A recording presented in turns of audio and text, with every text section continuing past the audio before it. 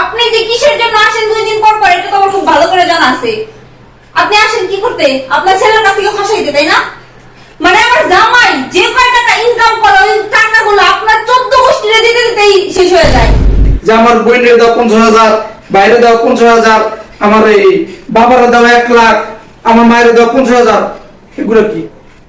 ওই টাকাগুলো কোথা থেকে আসে?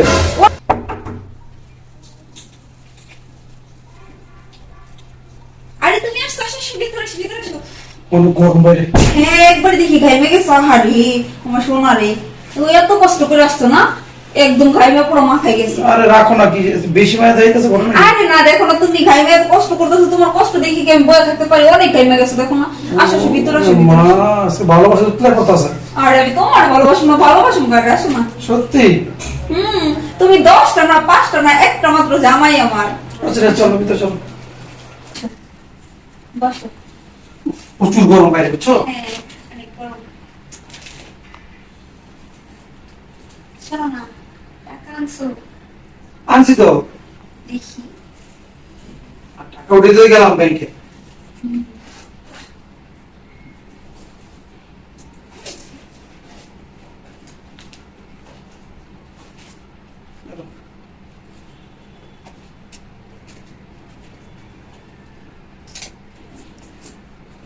আর বেশি না? বুঝছি তো, আর কত চাও? দেখি, সমস্যা কি? দেখি টাকা ঠিক আছে, এমনি দেখতেছি। আইসা বসো দুলাভাই, হাতের তুলে। আরে শালিকা নেই। কি করো? টাকাগুলা তুলে রাখো। শোনো না আমার কথা, মানে তোমার শালা না কাপড় চোপড় কিনবো, বুঝছো? তোমার শালার 50,000 টাকা দাও। ওই 1 লাখ 50,000 টাকা লাগবো?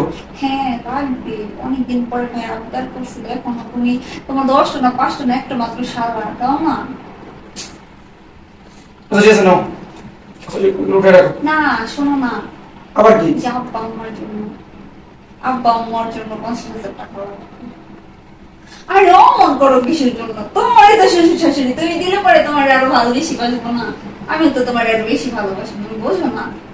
এতগুলো টাকা অমন করো কিসের জন্য তুমি? নাও। এই তোমার লক্ষ্মী হাজবেন্ড, এই যে তোমার শালিকা আসছে, কত আশা কইরা তোমার শালিকারে কিছু দিবা না টাকা? কতদিন মুখের সাথে তো টাকা নিল 20,000 টাকা। 20,000 টাকা নিচ্ছে, এখন 50,000 টাকা দাও।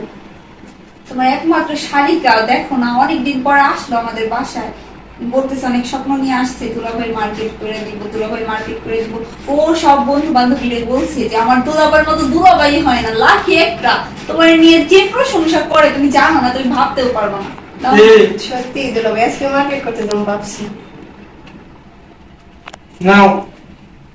নে, এবার খুশি তুই? দেখছো অনেক খুশি হয়েছে। আচ্ছা করো, বাকি টাকাগুলো আপনাদের দিয়ে আসো। আচ্ছা ঠিক আছে, আমি এগুলো রাই আসবো। দাও, ফেরত হইতেছে, যাও টেবিলে খাবার দাও। আচ্ছা ঠিক আছে, তুমি টেবিলে বসো, আমি খাবার বেড়ে দিচ্ছি। কে আসলো? আরে আপনি? ভালো আছো?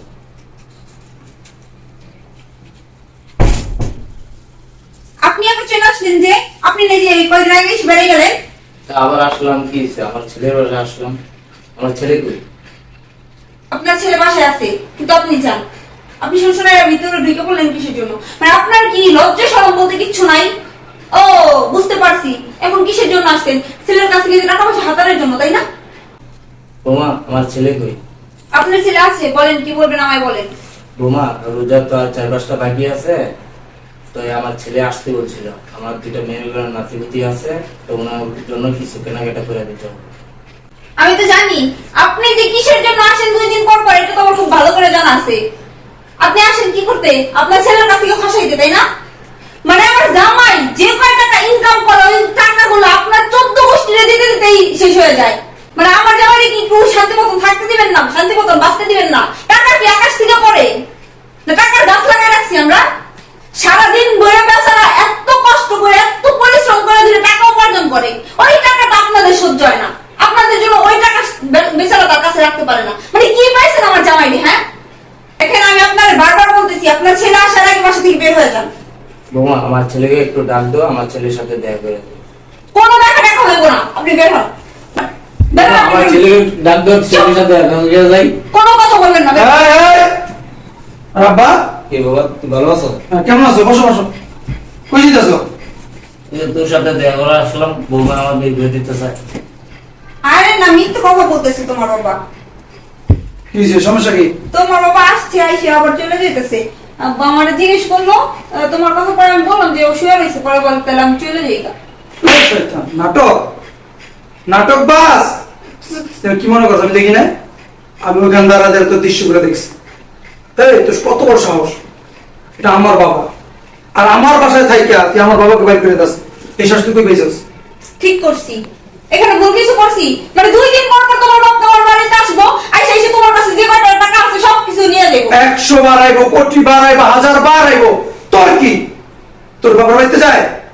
হ্যাঁ, দেখো আমি কিন্তু তোমার ভালোর জন্য এই কাজটা করছি। তুই কি ভালো চাস? আমার ভালো চাস তুই? তো আমাদের ভালোর জন্য, আমাদের সংসার, আমাদের ভবিষ্যৎ আছে না? এখন যদি সব টাকা তুমি তোমার গোষ্ঠীর পিছনে খরচ করো, মানে আমাদের ভবিষ্যতের কথা কি তুমি চিন্তা করো না?